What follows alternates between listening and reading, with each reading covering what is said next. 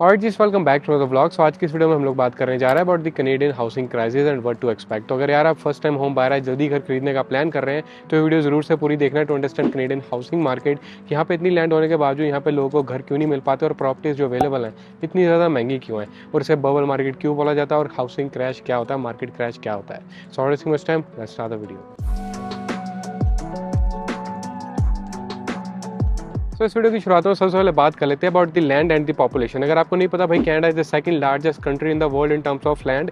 यहाँ पे इतनी ज़्यादा जगह कि भाई मतलब आप पूछो मत, ठीक है। लेकिन पॉपुलेशन की बात करें तो सिर्फ 40 मिलियन की पॉपुलेशन है, वो भी इंक्लूडिंग इमिग्रेशन, जो कि हर साल 5 लाख लोगों को PR दी जाती है, 5-7 लाख लोग यहाँ पे वीज़ा स्टेटस पे आते हैं। तो उन सब चीज़ों को काउंट करते करते अबाउट 40 मिलियन की पॉपुलेशन बनती है। And last time I check भाई, दिल्ली की पॉपुलेशन थी ओवर 20 मिलियन। एंड अगर हम दिल्ली एंड मुंबई को मिला देना, 2 शहरों को इंडिया के, तो भाई उतनी कनाडा की पॉपुलेशन है, लेकिन लैंड यहाँ पे बहुत ज़्यादा। तो बेसिकली इतना ज़्यादा लैंड होने के बावजूद, इतनी छोटी पॉपुलेशन होने के बावजूद यहाँ पे लोगों को घर क्यों नहीं मिल पाते, उसकी बात करते हैं। तो जब भी कोई कनाडा की बात करता है ना, they don't talk about Canada itself, they are talking about Toronto, Vancouver, ठीक है, ब्रैम्पटन, मॉन्ट्रियल, कैलगरी आज की डेट में, या फिर एडमिंटन। तो 4-5 सिटीज जिसको हर एक बंदा टारगेट करता है, विच मेक सेंस, ठीक है। अगर आप इंडिया बैठे हो तो आपको इन्हीं सब चीज़ों के बारे में बताया जाएगा, इन्हीं सब सिटीज़ के बारे में। And if you are spending so much money, अगर आप अपना कंफर्ट छोड़ के आ रहे हो होम कंट्री का, then obviously you want to move to a big city, जहाँ पे आपको सारी सर्विसेज फैसिलिटीज़ मिलने वाली हैं। And you gonna find a job जहाँ पे आप सेटल डाउन हो सकते हो, आपके बच्चों को बड़ी एजुकेशन मिलने वाली है। तो आप बड़ी बड़ी सिटी से टारगेट करोगे, which make sense, unless government start incentivising कि भाई वहाँ पे जो लोग जाएंगे दूसरे एरियाज़ में, थोड़े रूरल एरियाज़ में, छोटी सिटीज़ या छोटी कम्युनिटीज़ में, वहाँ पे उन्हें जाके ये पर्क्स मिलेंगे, ये फ़ायदा मिलेगा, ये अफोर्डेबिलिटी मिलेगी, जॉब्स मिलेंगी, किसी चीज़ की गारंटी देंगे, तभी वहाँ पे लोग जाना शुरू होंगे। लेकिन आज की डेट में मोस्ट ऑफ द पीपल जो दूसरी कंट्री से मूव होते हैं वो यहीं पर रहना पसंद करते हैं। एंड इंक्लूडिंग कैनेडियंस, जो लोग यहाँ पे बॉर्न हुए हैं वो लोग भी मोस्टली इन्हीं सिटीज़ के अंदर रिसाइड करते हैं, छोटे टाउन्स वगैरह की कोई तरफ कोई जाता नहीं है। And apart from these big names, Canada में बहुत ज़्यादा जगह है तो भाई जो यूज़ ही नहीं होती। फॉर एग्जाम्पल, अगर आप कैलगरी आते हो तो यहाँ से 1-1.5 घंटा ड्राइव करो किसी भी डायरेक्शन में, you will most likely find nothing. अगर आप स्पेशली कैलगरी से ईस्ट जाओगे ना 1-1.5 घंटा ड्राइव करके, तो भाई खाली ज़मीन बंजर ऐसी ही पड़ी हुई, कुछ नहीं हो रहा वहाँ पे, ठीक है। कोई उसका यूज़ नहीं कर रहा है, कोई नहीं रह रहा वहाँ पे। हालांकि बहुत ज़्यादा कम्युनिटीज़ बसाई जा सकती हैं, लेकिन लोग रहते नहीं हैं। एंड अगर आप ओंटारियो में जाओगे, जो आधी से ज़्यादा पॉपुलेशन है वो सारी साउदर्न ओंटारियो रह रही है, कोई भी नॉर्दर्न ओंटारियो में नहीं रह रहा, ठीक है। कोई होता है जो वहाँ पे जाना पसंद करता है, इसकी मजबूरी होती है बेसिकली, कुछ टाइम के लिए वहाँ जाता है, उसके बाद वो भी मूव हो जाता है, क्योंकि वहाँ पे उन्हें वो सारी सुख सुविधाएं नहीं मिलती हैं जो उन्हें मिलनी चाहिए एक बड़े शहर में, कनाडा में। So recently I was talking to this Uber guy who seemed to be very professional, काफ़ी पढ़े लिखे लग रहे थे, and he was driving an Uber on his birthday after his 9 to 5 job। कहते हैं कि भाई खर्चा पानी नहीं चलता कनाडा के अंदर, ठीक है। The way he was sharing the facts, he looked very well educated person to me। वो भी यही बात कर रहे थे कि भाई कनाडा में हाउसिंग की इतनी दिक्कत कैसे है, ये मतलब कंट्री रिच इन लैंड है, जगह की कोई कमी नहीं है, और घर बनाने में चाहिए भी क्या होता है, ये कॉन्क्रीट के घर तो बनते नहीं, लकड़ी के घर बनते हैं। कि यहाँ पे लकड़ी की कोई कमी है, बिल्कुल भी नहीं। स्किल्ड वर्कर्स की कोई कमी है, स्किल्ड वर्कर्स की भी कोई कमी नहीं है, जब 1 मिलियन लोग दूसरी कंट्री से उठ के यहाँ पे आ रहे हो हर साल। मतलब लोग, अगर आप चाहते हो कि भाई कंस्ट्रक्शन बिजनेस में जाएं लोग, घर वगैरह बनाए, रेंटल बिल्डिंग्स बने, तो उस हिसाब से आपको थोड़ा सा वही अगेन इंसेंटिवाइज करना पड़ेगा, जो कि अभी रिसेंटली किया गया, फेडरल गवर्नमेंट अनाउंस किया है कि भाई यहाँ पे जो GST हटा दी जाएगी। अगर आप रेंटल अपार्टमेंट की कंस्ट्रक्शन वगैरह कर रहे हो, तो आई अज्यूम कि बिल्डर्स या developers, I don't know who putting money into that, कैसे काम करता है, लेकिन जो भी वो काम करते हैं उनको पैसा मिलेगा, थोड़ा फायदा रहेगा, थोड़ा प्रॉफिट ज़्यादा दिखेगा, क्योंकि इसमें काफ़ी ज़्यादा लग जाती हैं चीज़ें, परमिट शर्मिट लेने होते हैं। तो अब परमिट वगैरह का भी अलग सिनेरियो रहता है, भाई म्यूनसिपैलिटी ने परमिट देने होता है, वो क्या जोनिंग कर रहे हैं, क्या परमिट कब आ रहे हैं, डिले चल रहा है, किसको मिल रहा है किसको नहीं मिल रहा है, वो सब चीज़ें भी रहती हैं। बट हाँ, यहाँ पे कहने वाली बात ये है कि भाई मतलब जगह की कोई कमी नहीं है, ठीक है, वुड की कोई कमी नहीं है, कंस्ट्रक्शन वाले लोगों की, स्किल ट्रेड लोगों की भी कोई कमी नहीं है। अगर आप थोड़ा सा ल्यूक्रेटिव बनाओगे इस इंडस्ट्री को, तभी लोग यहाँ पे घर बनाना चाहेंगे। और according to CMHC report, Canada में जो हाउसिंग की यहाँ पे जरूरत है, by 2030 we need 3.5 million additional housing unit. अगर आज की डेट में बात करें भाई यहाँ पे घर बन कितने रहे हैं, तो अगर मैंने कुछ प्रीवियस नंबर चेक किए थे, प्रीवियस 4 क्वार्टर्स के और 5 क्वार्टर्स के, वहाँ पे अबाउट 65 to 70,000 जो भी यूनिट्स है वो हाउसिंग स्टार्ट हो रहे थे बेसिकली पर क्वार्टर, जिसको कि अगर हम एक साल में करें अबाउट 3 लाख घरों की कंस्ट्रक्शन शुरू होती है। ड्वेलिंग यूनिट्स की या रेजिडेंशियल प्रॉपर्टी की बात करूँ तो अबाउट 3 लाख की शुरू होती है। So by 2030 I think we may be about 1.5 और 1.6 मिलियन हाउसिंग स्टार्ट होंगे, which is way less than what we need. अगर इमिग्रेशन के इन्होंने और टारगेट बढ़ा दिए कि 5 लाख नहीं 6-7-8 लाख लोग लेंगे, तो भाई और ज़्यादा दिक्कत हो सकती है, घर उससे भी ज़्यादा चाहिए होंगे। सो बेसिकली लुक्स लाइक कि भाई पास्ट 10 ईयर्स या पास्ट 2 डेकेड से जो चीज़ें होती आ रही हैं, जिस स्पीड पे घर बन रहे हैं वो कभी एनफ थे ही नहीं। तो अब मुझे नहीं पता भाई गवर्नमेंट क्या सोच के यहाँ पे लोगों को बुलाती है कि भाई 5 लाख लोग बुलाएंगे, 5-7 लाख को वीज़ा दे देंगे, 5 लाख को PR दे देंगे, ये सब करके भाई लोगों को बुला तो रहे हैं, लेकिन रखने की जगह का भी तो इंतजाम करना चाहिए, वो भी तो थोड़ी स्ट्रैटेजी इन प्लेस होनी चाहिए कि हम कैसे हाउसिंग अफोर्डेबल बनाने वाले हैं, क्योंकि यहाँ पे कोई हीरे चांदी सोना तो दबा नहीं हुआ, राइट। यहाँ पे किस चीज़ की वजह से प्रॉपर्टी का प्राइस ज़्यादा, कोई बहुत ज़्यादा आलिशान कर रहा है, नहीं, ऐसा भी कुछ नहीं है। तो सिंपली बेस्ड ऑन क्या कहते हैं डिमांड एंड सप्लाई। इसके बारे में हम आगे डिटेल में बात करेंगे इस वीडियो में। और आगे हम यहाँ पे बात कर लेते हैं बबल मार्केट के बारे में कि यार बबल मार्केट होती क्या। अब यार ये टर्म आप सबने सुनी होगी, दुनिया भर के इकोनॉमिस्ट बड़े बड़े वो कहते हैं कि कनाडा की जो हाउसिंग मार्केट है बिग बबल, कभी भी बर्स्ट हो सकता है हाउसिंग मार्केट, कभी भी क्रैश हो सकती है एंड प्राइस बहुत ज़्यादा क्रैश हो जाएंगे, लोग जॉबलेस हो जाएंगे, होमलेस हो जाएंगे, पैसे नहीं बचेंगे, बैंक बिजनेस से बाहर चले जाएंगे, बहुत बड़े बड़े क्लेम किए जाते हैं। तो अब ये बबल होता क्या है? बबल होता है कि भाई एक टेम्परेरी सिचुएशन जिसमें कि किसी प्रोडक्ट या फिर सर्विस, इन दिस केस घरों की जो वैल्यू है, जो रियलिस्टिक वैल्यू उससे काफ़ी ज़्यादा बढ़ के लोग प्राइस पे कर रहे हैं। अगर 2-3 लाख 4 लाख की कोई प्रॉपर्टी आती है जो कि किसी छोटे टाउन में आएगी, बड़े बड़े शहर जैसे टोरंटो वैंकूवर में तो आई बिलीव आज की डेट में 1.1 या 1.2 मिलियन का एवरेज हाउस रहता है। तो अगर उतने की प्रॉपर्टी मार्केट में आती है, लोग उसका 1.3 1.4 मिलियन भी दे देते हैं, जस्ट बिकॉज दे नो कि भाई यहाँ पे इतनी हाउसिंग गैप इतना बड़ा है, जितने लोग आ रहे हैं वर्सेस जितने घर बन रहे हैं, उन्हें पता है कि ये कभी भी फुलफिल नहीं होने वाला। ठीक है, अगर ऐसे इमिग्रेशन लोग बुलाती रहे और इसी स्पीड पे घरों की कंस्ट्रक्शन चलती रही, there is no way it's ever gonna catch up. And उसके बेसिस पे उन्हें पता है कि भाई लोगों को छत तो चाहिए होगी। इट्स नॉट समथिंग कि आप बोले कि चलो ठीक है नहीं है तो नहीं है, गाड़ी में सो लूंगा, सड़क पे सो लूंगा, you can do that, right. यहाँ पे तो जहाँ तक मुझे पता है भाई गुरुद्वारा वाले भी नहीं आपको रात में सोने देते, इंडिया में तो आप गुरुद्वारे में भी सो लेते हो, तो यहाँ पे तो वो सिनेरियो वो नहीं पाता। तो यहाँ पे इसीलिए ऊपर से ठंड इतनी ज़्यादा रहती है सर्दियों के टाइम पे, माइनस में कि होमलेस लोगों को भी शेल्टर में घुसा लेते हैं। तो आप कैसे सड़क पे सो सकते हो? हर किसी को छत चाहिए होगी, जितने भी पैसे देने पड़े लोगों को देने पड़ेंगे, it's a basic necessity. And उसी के बेसिस पे यहाँ पे लोग ज़्यादा से ज़्यादा पैसा पे करते हैं and mostly based on the location. अगर आप देखो, आप किसी छोटे टाउन में जाओगे प्रॉपर्टी 1-1.5 लाख की भी शायद मिल जाए। अगर आप किसी बड़ी सी सिटी में चले जाओगे जहाँ पे हर एक बंदा आना चाहता है, जहाँ पे डिमांड इतनी ज़्यादा है, तो बेसिकली वहाँ पे आप उसी प्रॉपर्टी का 1-1 मिलियन भी पे करोगे, simply based on demand and supply, क्योंकि लोगों को पता है कि भाई कभी मीट होने नहीं वाली। अगर स्टैट्स की बात करें तो पिछले 20 से 25 साल में जो कनाडा में ट्रेंड देखने को मिल रहा है, जो हाउसिंग के प्राइसेस अबाउट 500% तक बढ़े हैं बड़े बड़े शहरों में। लेकिन अगर इनकम की बात करें तो इट्स बेयरली इंक्रीज्ड, 200% भी नहीं बढ़ी अगर पूरे 25 साल का टाइम पीरियड को देख लिया जाए। ठीक है, ऑन एवरेज बात कर रहा हूँ, ठीक है, एवरेज कंज्यूमर की कितनी इनकम है वर्सेज उन्हें घर खरीदने के लिए कितने पैसे चाहिए होंगे, घर के प्राइस कितने चल रहे हैं। एंड अगर आपको पता हो कि भाई आजकल की डेट में जो 5-6% इंटरेस्ट रेट चल रहा है, आई थिंक लास्ट टाइम मैं चेक वाज अबाउट 5.5%, अगर स्ट्रेस टेस्ट होगा 7-7.5% के ऊपर भी हो सकता है, अबाउट 2% ऊपर ही रखते हैं वो स्ट्रेस टेस्ट, जो कि आपको पास करना होता है while qualifying for a mortgage. Mortgage basically होता है जब भी आपको घर की फाइनेंसिंग चाहिए होती है तो put your property as a security while taking that loan. So basically ये हिसाब किताब रहा था, थोड़ी सी टेक्निकल बातें हो गई थी, बट पॉइंट पे मैं वापस आऊँ तो बेसिकली बात है कि यहाँ पे जो ट्रेंड चलता हुआ आ रहा है कि प्रॉपर्टी प्राइस बढ़ते जा रहे हैं और जो इनकम है वो कभी बढ़ी नहीं रही। मिनिमम वेजेस की बात कर ले, आई केम एट 6 years ago, $14 के आसपास वहाँ पे मिनिमम वेजेस होती थी जब मैं यहाँ पे आया था। 6 years लेटर कितनी है? $16। भाई $2 बढ़ गया 6 साल में इनकम। आप सोच सकते हो $2-2 $4-4 तो भाई हर एक आइटम के प्राइस बढ़ गए हैं, फूड आइटम के प्राइस और घरों के प्राइस तो मतलब पिछले 5-6 सालों की मैं बात करूँ तो कम से कम $2-3-4 लाख बढ़ा होगा बड़े बड़ी सिटी से। अगर मैं अगर आप बड़ी प्रॉपर्टीज देखने जाए जैसे कि डिटैच्ड हाउस वगैरह, तो प्रॉपर्टी के प्राइसेस इस स्पीड पे बढ़ रहे हैं कि उस स्पीड पे इनकम कभी भी कैचअप नहीं कर सकती। एंड ऑफ कोर्स लाइक कोई भी कंपनी आपको जब एम्प्लॉय करती है तो वो आपको मालिक थोड़ी बनाना चाहती है, वो आपको इतनी स्पीड पे पे रेज वगैरह देगी। उनको ये है कि आपका गुजारा हो जाए, ना कि आप घर खरीद सको या होम ओनर बन सको। लेकिन इसका भाई होम मार्केट से कोई लेना देना नहीं, हाउसिंग मार्केट से। जो अमीर है वो लेते जा रहे हैं एक दूसरी तीसरी चौथी प्रॉपर्टी, और जिनको फॉर एवर होम चाहिए हमेशा रेंटल प्रॉपर्टीज में फंसे रह जाते हैं। एंड रेंटल प्रॉपर्टीज में काफ़ी ज़्यादा कैचेज आते हैं, वो भी इतनी ज़्यादा आसान नहीं होती कि आप सोचो कि जिंदगी भर रेंट कर लूँगा, that's not gonna happen. And आगे हम यहाँ पे बात कर लेते हैं कि भाई बड़ी सिटीज़ में जो कि कनाडा की मेजर सिटीज़ है वहाँ पे आपको इनकम कितनी चाहिए आज की डेट में घर खरीदना है तो। ठीक है, तो सबसे पहले अगर हम बात करें यहाँ वैंकूवर की, तो भाई probably the most expensive city of Canada, वहाँ पे आपको आज की डेट में जो चाहिए है, ठीक है, it's the stats is based on March 2023, ठीक है, जो मैंने निकाला था।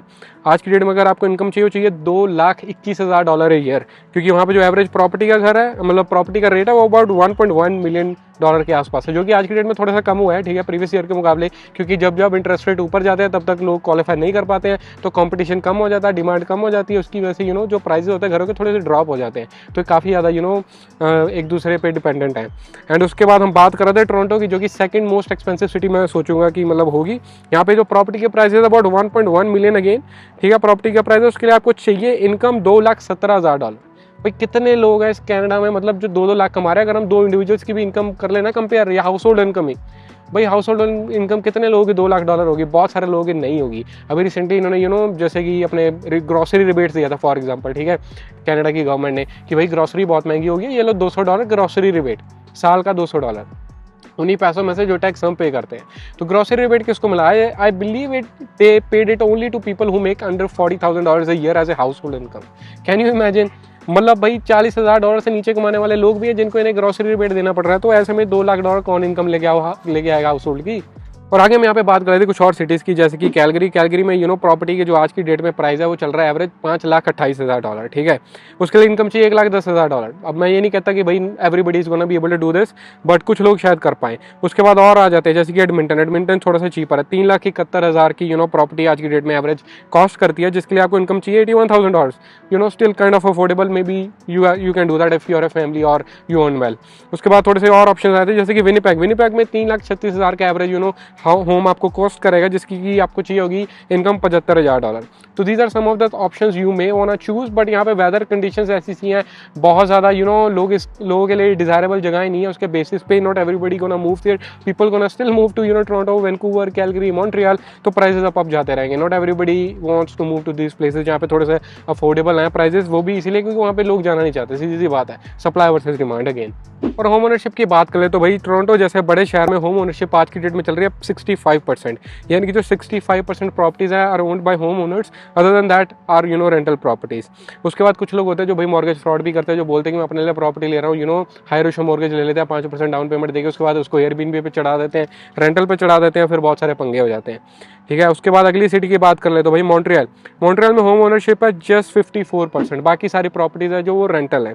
उसके बाद बात कर लेते हैं उसकी अगली सिटी की, जो कि यहाँ पे भाई है वैंकूवर में भी अबाउट 62% है, ठीक है। सारे स्टैट्स मैंने ऑनलाइन निकाले हैं, ठीक है। पहले मैंने जो शेयर किया था ग्लोबल न्यूज़ से था, ये नेशनल बैंक ऑफ कनाडा है। तो यहाँ पे भाई इन्होंने जो बताया है वो स्टैट्स रफली जो टॉप 10 क्रेडिट सिटीज़ है, अराउंड 60% के आसपास होम ओनर्स है, बाकी सब रेंटल प्रॉपर्टीज़ है। तो रेंटल प्रॉपर्टीज ले कौन रहा है जब लोग यहाँ पे क्वालिफाई नहीं कर पा रहे अपने एक घर के लिए, अपने लिए एक छत नहीं सिक्योर कर पा रहे, तो कौन ले रहा प्रॉपर्टीज? अभी रिसेंटली इन्होंने लॉ निकाला था कि भाई जो भी टेम्पररी रेजिडेंट्स है वो प्रॉपर्टी नहीं खरीद सकते। इन्हें लगा भाई ऐसे हम होम कंट्रोल कर लेंगे, कि प्राइजेस कंट्रोल कर लेंगे, बट भाई टेम्पररी रेजिडेंट तो पीआर अपनी ढूंढ रहा था, वो कहाँ से घर खरीद ले, ठीक है। फॉरेन एंटिटीज़ का चलो समझ आता है कि भाई कोई दूसरी बड़ी कॉर्पोरेशन यहाँ पे आके प्रॉपर्टीज ना खरीदे rental, but like measure of जो यहाँ पे प्रॉपर्टीज चल रही है, जो रेंटल मार्केट आप देख रहे हो 40% ऑन एवरेज रेंटल मार्केट है हर एक सिटी में। होम ओनरशिप है ही नहीं, 60% के आसपास है, वो भी उन्हीं लोग होगी जिन्होंने एक टाइम पे 90s 80s में ले लिया। अगर आज की डेट में तो लेने थोड़ी ज़्यादा ही मुश्किल हो रहा है, स्पेशली बड़ी सिटीज़ के अंदर। तो ये जो कंट्रोल कौन करता है रेंटल मार्केट? बेसिकली वो लोग जिनको एक घर मिल जाता है उसके बाद दूसरा भी ले लेते हैं, फुली रेंट आउट करके तीसरा ले लेते हैं, चौथा ले लेते हैं, या रेंटल कंपनीज होती है, जो कॉर्पोरेशन होती हैं बड़ी। बेसिकली जो पैसे वाले लोग हैं वही पूरी की पूरी मार्केट पे कब्जा करते हुए जा रहे हैं, जिस हिसाब से आज की डेट में मार्केट चल रही है। और हाउसिंग क्रैश की बात करें कि भाई हाउसिंग क्रैश होता कैसे? अब बेसिकली आपको पता होगा 2019, 2020 या 2021 तक भी आई थिंक 1 या 1.5% तक आपको मॉर्गेज मिल जाती थी, यानी कि आप जो घर का लोन लेते थे, ठीक है, घर को एज ए सिक्योरिटी रख के आपको 1-1.5% के आसपास मिल जाता था इंटरेस्ट रेट पे, और बोला जाता है कि भाई आपकी फिक्स्ड मॉर्गेज है, फिक्स्ड इंटरेस्ट रेट, बट वो फिक्स्ड एक्चुअली में 3, 4 या 5 साल तक का होता है। आई बिलीव उससे ज़्यादा वो इंटरेस्ट रेट देते नहीं जब आप रेजिडेंशियल प्रॉपर्टी खरीद लो अपने लिए। कमर्शियल के बारे में मेरे को पता नहीं है, बट 1-1.5% पे जो लोगों ने प्रॉपर्टी उस टाइम ले ली, उन्हें लगा कि यार ठीक है, चलो हमने प्रॉपर्टी बढ़िया ले ली है, अब हम बढ़िया रहेंगे, ठीक है, इतना हमारा मंथली खर्चा वगैरह आता है। कुछ लोग होते हैं थोड़ा सा अंडर एस्टिमेट कर जाते हैं खर्चे को।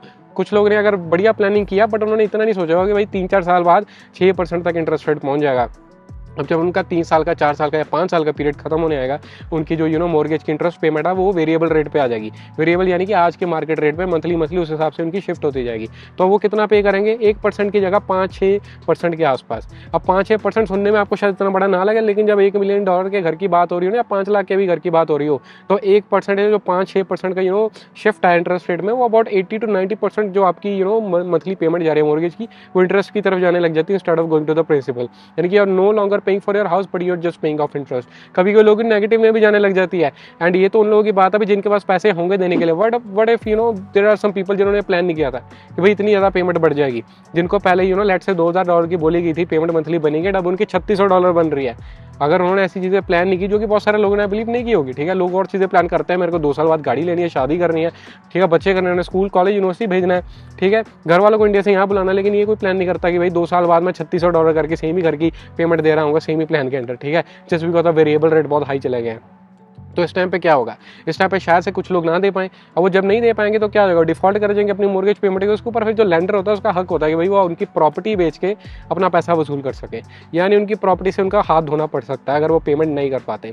एंड अगर लेट्स से उनकी प्रॉपर्टी, जब मैंने जैसे किसी वीडियो में पहले बताया कि जब प्रॉपर्टी की रेट लाइक जब इंटरेस्ट रेट बेसिकली जब ऊपर जाते हैं तो बहुत ज़्यादा लोग होते हैं जो क्वालिफाई नहीं कर पाते घर के लिए। जब बहुत ज़्यादा लोग नहीं होंगे खरीदने वाले तो प्रॉपर्टी की डिमांड थोड़ी सी कम हो जाएगी, जो डिमांड कम हो जाएगी तो उसकी जो प्राइस है वो नीचे आने लग जाएंगे। लेट्स से आपने $1.1 मिलियन का घर खरीदा था 2 साल में, let's say it's still around $900,000 something. मैं बहुत ज़्यादा रफ बात कर रहा हूँ, मैं मैथमेटिक्स नहीं यहाँ पे कैलकुलेट कर रहा, लेकिन जितनी भी आपकी प्रॉपर्टी की वैल्यू होगी मतलब आपने जितना भी पे ऑफ किया होगा इक्विटी वगैरह वो सब तो रखे साइड पे, लेकिन जो प्रॉपर्टी की वैल्यू वो कम हो चुकी होगी डिमांड कम होने की वजह से।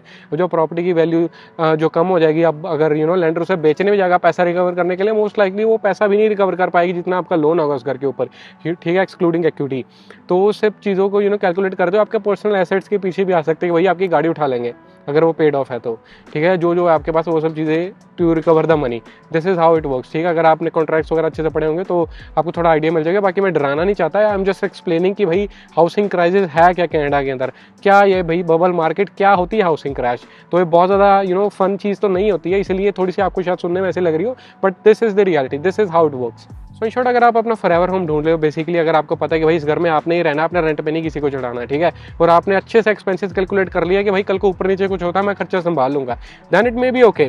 हाई इंटरेस्ट रेट में भी इट इज़ ओके, ठीक है, प्रॉपर्टी के प्राइसेस ज़्यादा है maybe, then it's still okay अगर आप अपनी कैलकुलेशन अच्छे से कर रहे हो, सेफ साइड रहने के लिए अगर आप अपने लिए प्रॉपर्टी खरीद रहे हो। The reason I am saying this is because कि मान लीजिए अगर आपकी प्रॉपर्टी का रेट नीचे चला जाता, ठीक है, जैसे कि मैंने बताया हाउसिंग क्रैश में जाता है और आपका इंटरेस्ट रेट बहुत ज़्यादा बढ़ चुका होता है कि आपके पास पेमेंट नहीं करने के लिए, और आपने वो प्रॉपर्टी रेंट पे दी होती, तो अब आपका क्या होता है, रेंटर भी मुकर जाते हैं कि भाई हम नहीं इतना किराया बढ़ा के देने वाले, कर लो जो करना। अगर हम टैरिफ जैसी जगह पे बैठे हो भाई 8-10 महीने तो कोर्ट जाने में लग जाते हैं, आपको उनसे लेटर लेना होता है इविक्शन नोटिस, फिर आप उन्हें निकाल सकते हो, तो 10 महीने रेंट भी नहीं आने वाला है। तो इन सिचुएशन में आप पहुंच सकते हो basically whenever you are buying a property for investment purpose, आप उसी हिसाब से प्लानिंग करके चलो। और बैंक को ये मत बोलो आप अपने लिए खरीद रहे हो, कल को उन्होंने भी साथ नहीं देना, उनको तो वैसे भी मौका चाहिए होगा लेंडर को जिसने आपको प्रॉपर्टी दी है कि वो अपना पैसा जैसे तैसे रिकवर करे। तो इसलिए आपको अच्छे से प्लानिंग करनी होगी, you have to be honest कि आप क्या कर रहे हो, कैसे कर रहे हो, एंड लैंडर या जो भी आपके रियल्टर वगैरह उनसे सारी चीज़ें अच्छे से डिस्कस करें एंड अपनी अच्छे से प्लानिंग करें कि भाई फॉरएवर हम तो चलो ठीक है स्टिल हो गया कि आपने अपने लिए छत ली है, now you are not paying someone's rent, right. अगर आप खुद रेंट पे रह रहे हो, प्रॉपर्टी लेके सोचते हो कि 4 बेडरूम वाली है, रेंट आउट कर दूंगा, मॉर्गेज पेमेंट तो आएगी बार बार से थोड़ा कैश फ्लो पॉजिटिव हो जाएगा, तो कल को सिचुएशन बदली तो कैश फ्लो तो गया साथ में वो नेगेटिव में भी जा सकते हैं, उसकी वैल्यू भी उसका इंटरेस्ट रेट बढ़ने की वजह से जो मंथली कैश फ्लो आ रहा है वो भी जा सकता है नेगेटिव में। अगर आप पैसे ना पे कर पाए और रेंटर्स मुकर गए तो आपको कोर्ट जाना पड़ा 10-12 महीने, और लॉयर की फीस तो बहुत ज़्यादा कलेश हो सकता है, बहुत ज़्यादा दिक्कतें हो सकती हैं। तो इस वीडियो के एंड में मैं यार यही बोलूँगा कि अगर आपको प्रॉपर्टी खरीदने तो अच्छे से सोच समझ के खरीदे, ठीक है। इट्स नॉट अबाउट 1 ईयर और 2 ईयर, जो भी आपको अगले 1-2 साल की प्लानिंग हो। अगर आप प्रॉपर्टी खरीद रहे हो सकता है आपके 25-30 साल की लोन की कमिटमेंट हो, ठीक है। आपके प्लानिंग जो मर्जी हो कि मैं ऐसे कर दूंगा, वैसे कर दूंगा, रेंट पे चढ़ा दूंगा, मैं पैसे इकट्ठे कर लूंगा। अगर आप अपने लिए खरीद रहे हो then it may be okay, considering आप अच्छे से प्लानिंग कर रहे हो। अगर आप इन्वेस्टमेंट प्रॉपर्टी खरीद रहे हो तो आप और अच्छे से चेक करें कि भाई इस प्रॉपर्टी की वैल्यू बढ़ने ही वाली है, इतना रेंट वसूल होने ही वाला है, मार्केट कंडीशंस ऊपर नीचे हुई तो लॉस तो नहीं हो जाएगा, या कल को कोई प्रॉपर्टी में से कोई ऐसी सी मटेरियल रिलेटेड डिफेक्ट तो नहीं निकल जाएगा जिसकी वजह से प्रॉपर्टी की वैल्यू बिल्कुल गिर जाएगी, या बहुत ज़्यादा खर्चा कराना पड़ेगा उसे ठीक कराने के चक्कर में। तो इन सब चीज़ों को अच्छे से आप एनालाइज कर लें, क्योंकि जितनी ज़्यादा लुक्रेटिव मार्केट लगती है ना कि आए दिन लोग बोलते हैं मेरी प्रॉपर्टी अब 1 मिलियन की हो गई है, मैं 2 मिलियन का मालिक हूँ, भाई उनकी 25 साल की किस्तें भी बाकी है, उन्होंने पे करनी है। तो आप ये मत सोचा करें कि उनकी प्रॉपर्टी 1 मिलियन की तो 1 मिलियन का मालिक है, वो 1 मिलियन डेट में है, उन्हें अभी पे ऑफ करना है, ठीक है। ज़रूरी नहीं है कि हर किसी की प्रॉपर्टी उन्हें पैसा बना के दे रही हो, ठीक है। तो ये सब चीज़ें आप ज़रूर अच्छे से चेक कर लें। ये चीज़ें सुनने में बहुत ज़्यादा फैंसी लगती है, लेकिन ज़रूरत नहीं है कि आप पैसा बना के निकलोगे, आप प्रॉफिट में रहोगे, आप माला माल हो जाओगे, करोड़पति बन जाओगे। तो बस यार यही एक वीडियो थी जिसमें आपके साथ सार को शेयर करना चाहता था कनाडा की हाउसिंग मार्केट के बारे में, जो अभी तक मैंने जाना है, रिसर्च किया, ठीक है, जो भी मैंने नॉलेज लिया है। एंड आई होप कि यार ये वीडियो आपको अच्छी लगी हो, तो अगर अच्छी लगी हो तो कर देना लाइक शेयर सब्सक्राइब, जैसे आपको दिल करे। मिलते हैं अगली किसी वीडियो में, तब तक के लिए टेक केयर।